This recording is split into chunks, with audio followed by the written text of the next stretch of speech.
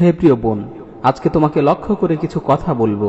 হে বোন, এমন এক মুহূর্তে তোমাকে লক্ষ্য করে এই কথাগুলো বলছি যখন সর্বত্রই ফিতনার ছড়াছড়ি, জাহিলিয়াতের আধারে গোটা সমাজ অন্ধকারচ্ছন্ন হয়ে আছে।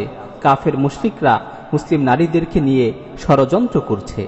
হে বোন, ইসলামে নারীর অবদান অনস্বীকার্য, কারণ মুসলিম নারীরাই হলো আদর্শ সমাজ বিনির্মাণের কারিগর।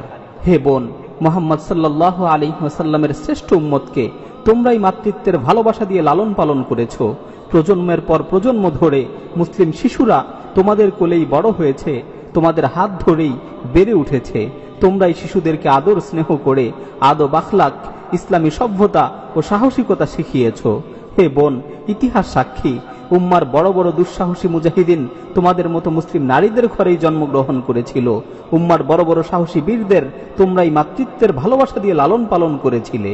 মুহাম্মদ বিন কাসিম, তারেক বিন জিয়াদ ও সালাহুদ্দিন আইয়ুবী রহিমাহুমুল্লাহ এর মতো বড় বড় বীর মুজাহিদদের তোমরাই সাহসিকতা শিখিয়েছিলে, যার ফলে তারা ইতিহাস খ্যাত বীর হয়েছে, বিশ্বের প্রতিটি প্রান্তে প্রান্তে কালেমার ঝান্ডাকে সমুন্নত করেছে। হে বোন, ইমাম আবু হানিফা রাহিমাহুল্লাহ এর মতো যুগ শ্রেষ্ঠ ফকিহকে কে গর্ভে ধারণ করেছে? ইমাম শাফিঈ, ইমাম মালিক, ইমাম আহমদ বিন হাম্বল, ইমাম ইবনে তাইমিয়া রাহিমাহুমুল্লাহ এর মতো যুগ শ্রেষ্ঠ ওলামায়ে কেরামগণকে শিশুকালে কে প্রতিপালন করেছিল? কে তাদেরকে এত বড় ইমাম হওয়ার স্বপ্ন জুগিয়েছিল? হে বোন, তোমরাই তাদেরকে উত্তমভাবে প্রতিপালন করেছিলে, যার ফলে তারা যুগ শ্রেষ্ঠ আলেম হয়েছেন, জগৎ বিখ্যাত ইমাম হয়েছেন। হে বোন, আদর্শ সমাজ বিনির্মাণে মুসলিম নারীদের অনেক ভূমিকা রয়েছে। গোটা মুসলিম উম্মাহ মুসলিম মায়েদের কাছে চিরকাল ঋণী হয়ে থাকবে। হে বোন, কাফের মুশরিকেরা তোমার এই সোনালী ঐতিহ্যকে নষ্ট করার জন্য তোমার বিরুদ্ধে গভীর ষড়যন্ত্র করেছে। তারা নারী অধিকারের মিথ্যা স্লোগান দিয়ে তোমাকে তোমার রাজকীয় সিংহাসন থেকে অপসারিত করতে চাচ্ছে। তারা তোমাকে শেখাচ্ছে পুরুষের সাথে সম অধিকারের জন্য লড়াই করো, হিজাবকে ছুঁড়ে ফেলে বেপর্দা হয়ে রাস্তায় বেরিয়ে আসো, আর কতদিন চার দেয়ালের মাঝে আবদ্ধ হয়ে থাকবে? হে বোন, বাস্তবতা হচ্ছে যারা তোমাদেরকে নারী অধিকারের এই স্লোগান শিখাচ্ছে, নারী অধিকারের এই মিথ্যা আশ্বাস দিচ্ছে, তাদের দেশেই নারীরা সবচেয়ে বেশি নির্যাতিত, নারীরা সবচেয়ে বেশি লাঞ্ছিত।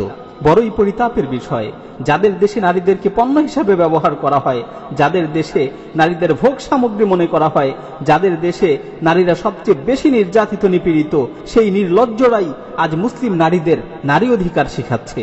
হে বোন, ইসলাম তোমাকে সম্মানের জীবন দিয়েছে, ইসলাম তোমাকে লাঞ্ছনার জীবন থেকে মুক্তি দিয়েছে। হে প্রিয় বোন, এটা কি সম্মানের জীবন নয় যে কখনো তুমি আনুগত্যশীল মেয়ে হিসেবে থাকবে, কখনো তুমি চক্ষু শীতলকারী স্ত্রীর ভূমিকা পালন করবে, কখনো তুমি স্নেহময়ী মা হিসেবে তোমার কলিজার টুকরো সন্তানকে আদর স্নেহ করে উত্তমভাবে প্রতিপালন করবে? এর চেয়ে সম্মানের দায়িত্ব আর কি হতে পারে? এর চেয়ে সৌভাগ্যের বিষয় আর কি হতে পারে? হে বোন, তুমি তোমার নিজেকে মূল্যায়ন করো, কাফের মুশরিকদের মিথ্যা স্লোগানে প্রতারিত হয়ে যেও না, তুমি তোমার নিজেকে চেনার চেষ্টা করো। হে প্রিয় বোন, পরিশেষে তোমাকে লক্ষ্য করে বলছি, আর কতদিন তুমি জাহিলিয়াতের মাঝে ডুবে থাকবে? আর কতদিন তুমি বেপর্দা হয়ে ঘুরে বেড়াবে? আর কতদিন তুমি নাটক সিনেমা দেখে দিন কাটাবে? আর কতদিন তুমি স্বামীর অবাধ্যচারণ করবে? হে বোন, এই উদাসীনতা আর কতকাল? আর কতদিন তুমি নামাজ না পড়ে ঘুমিয়ে থাকবে? আর কত সময় তুমি তোমার প্রতিপালককে ভুলে থাকবে? আর কত সময় তুমি তোমার প্রতিপালক সম্পর্কে উদাসীন হয়ে থাকবে? হে প্রিয় বোন, এই দুনিয়াতে তুমি কতদিন বেঁচে থাকবে? বেশি থেকে বেশি 50 বছর অথবা 60 বছর। এরপর অবশ্যই তোমাকে মৃত্যুবরণ করতে হবে, তোমাকে কবরে যেতে হবে, তোমাকে তোমার প্রতিপালকের সামনে পুনরুত্থিত হতে হবে।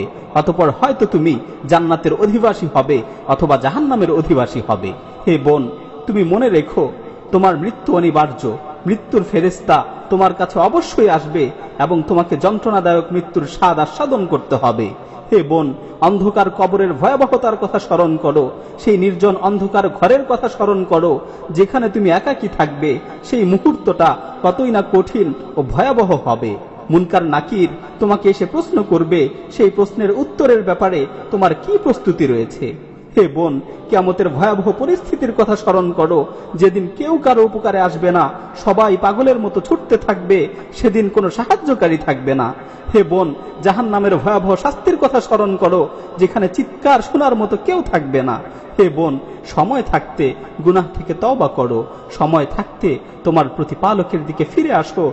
দুনিয়ার এই সংক্ষিপ্ত সময়টাকে, দুনিয়ার এই সংক্ষিপ্ত জীবনটাকে আল্লাহর নির্দেশিত পথে ব্যয় করো।